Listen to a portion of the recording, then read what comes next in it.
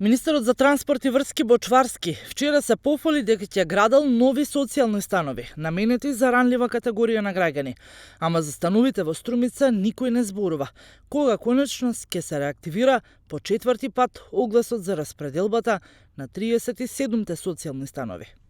Денеска заедно со директорот на акционерското друштво за стопанисување со стамбен и деловен простор од значење за Републиката, имавме работна средба на која ги разработивме плановите за изградба на стамбени згради наменети за социјално ранливите категории на граѓаните.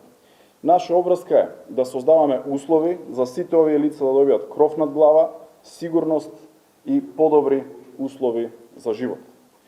И заради тоа интензивно работиме на мерки и политики кои влијаат за подобрување на социјалната положба на ранливите категории на граѓани.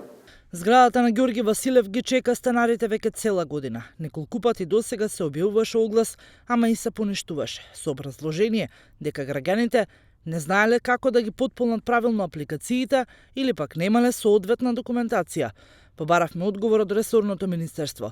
Одговорот е ист како од пред неколку месеци. Комисиите од мешан состав, Министерство за транспорт и врски како и труд и социјална политика не можеле да се состават. Тие треба да имаат главната улога за одлуката кој ќе добија социјален стан во Струмица.